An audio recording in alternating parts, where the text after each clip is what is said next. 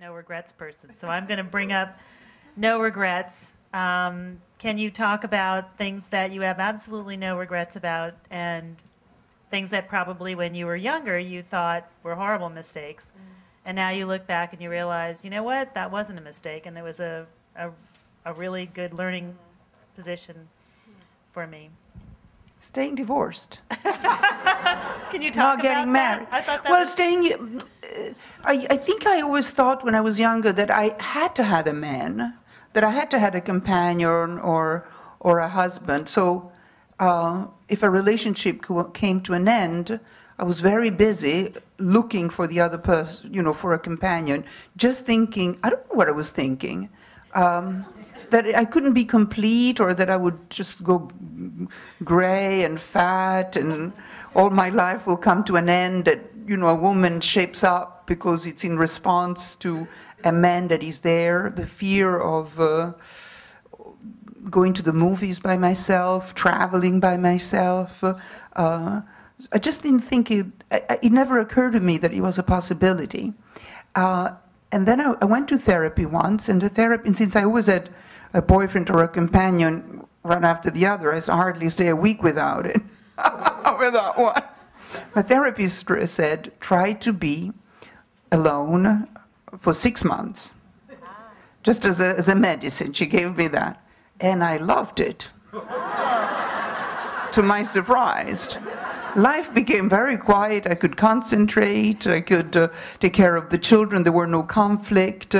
So I decided that, obviously, if I fall in love or if I find a person, but it's a different story that seeking constantly a companionship, a male companionship. It's different than just, if I fall in love, then I'd even get married. But right now I'm not in love, so here I am, making my films and raising my children. Yay!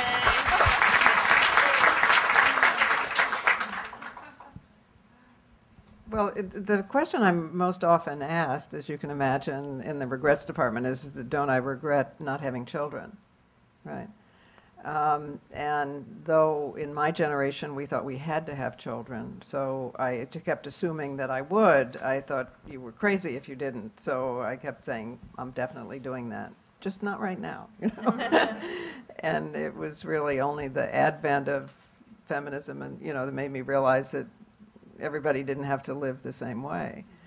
But it's still, it's a question I get, and I for a long time I felt I had to answer it in a qualified way because I thought it was sort of too stereotypical if I told the truth and just said no, I'm not, so I would talk about all the children in my life, and I have lots of children, which is all true. I mean, we're all parents and nurturing in many different ways. But now I just say it, and the most dramatic time for me lately was sitting in a women's center in a very poor area of Bombay, I think, no, in New Delhi, and we're all sitting around on the floor, and it's a fairly conservative, both Muslim and Hindu women, who asked me this question, and I thought, okay, if I tell the truth, which is, no, not for a millisecond, I'll lose the audience. And then I thought, well, but what's the point, back to my previous thing, of not telling the truth? So they said, aren't you sorry you don't have to? And I said, not for a millisecond. And they applauded. So it's not, if some of us don't have children, it's not a real choice for other people. It's like we all had to. So I kind of feel I serve a purpose, making clear that it is a choice. So interesting, because I have one son, and I feel like I spent a lot of years in between explaining to people and justifying why I didn't have more. And so the whole idea that, this is even a conversation is really interesting to me. But I think the no regrets for me, being very personal and sharing, I separated from my husband when my son was 3 years old. And I don't ever regret having separated, but it did take me 18 years to actually get a divorce.